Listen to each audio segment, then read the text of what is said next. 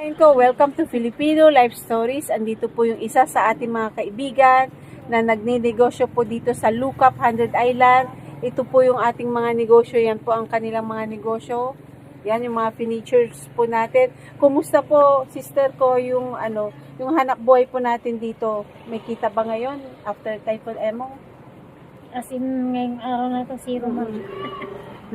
Nag-zero po, pero tuloy po ang buhay kasi wala nga pong mga excursionist, mga tourist, mga namamasyal. Pero syempre, may awa ang Diyos po sa ating lahat. Tuloy-tuloy lamang po ang ating buhay at ang ating pamumuhay. Kumusta naman po ang ating mayor dito? Nagsuporta naman siya. Sino yung mayor po natin dito? Brian Celeste. Bata pa yun, di ba? Oh, ilan ba yung store mo dito, sis? Ito lang. Ito yung pwesto niya, pero ang dami niyang benta, mga kababayan ko, yung mga balikbayan, yung mga taga-ibang bansa. Shout out to everyone. Kamo, baka mayroong kang kaibigan sa ibang bansa. Anong pangalan mo, sis? LB. Ito si Sister LB. How young are you? 55. 55 pa lang niya, pero bata pa siyang tingnan. Pero syempre, kahit papaano, Sister LB, tuloy pa rin ang ating buhay kahit na... Oo naman. Kailangan lumaban. Kahit lumaban. Magkano ba yung rental nyo dito? 2,000 per month? Iba yung kuryente. Paano yung sa Typhoon Emong? Dahil syempre, naapektuhan po tayo. Wala, ganun pa rin. May bayad pa rin. Di ba under na sana munisipyo? di ba dapat?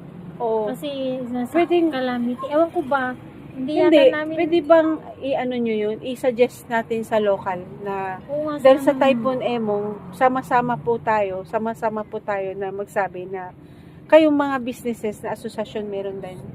Oo, Na ma'am. dapat, wag naman nang isali yung typhoon na nangyari kasi bibilangin mo yung Typhoon Emong nung August yun. Bibilang ka ng araw, matagal-tagal lang development mo. Tapos syempre, walang ilaw.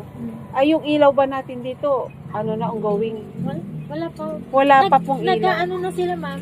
Kaya lang hindi pa tapos. Yung mga nabuhukay kasi madaming puno yung natumba kaya papalitan nila yata ng solar na lang na. Yung solar na lang. Kasi walang paglalagyan ng mga ilaw. Kaya nga na-damage. Nung Typhoon Emong, nandito kami noon.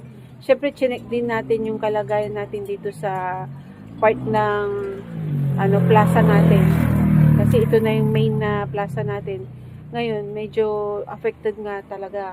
Pero dun sa, nakapag-comfort room pa nga ako kanina, pero tuloy pa daw. Hanggang 10 o'clock pa daw siya dun eh. Tuloy Kasi pa rin daw pag may mga tourist man, pag dyan pa lang sila, wow, sabi nila kasi ang liwanag, ang gaganda ng mga ilaw. Ngayon, ang dilim, sabi nila. Oo nga, madilim nga. Madilim pa. Ganyan, ipapakita ko, sister, ganyan, madilim pa, hindi gaya nung una. Siyempre, dito po tayo. Kaya hindi po tayo makapag-vlog kasi madilim pa. Pero, siyempre, kailangan tuloy-tuloy po yung hanap buhay natin hanggang doon. Tapos yung mga benta niya, kahit mga ito, siyempre, nag-zero nga po siya sa araw na ito. Pero bibili po tayo, di po ba?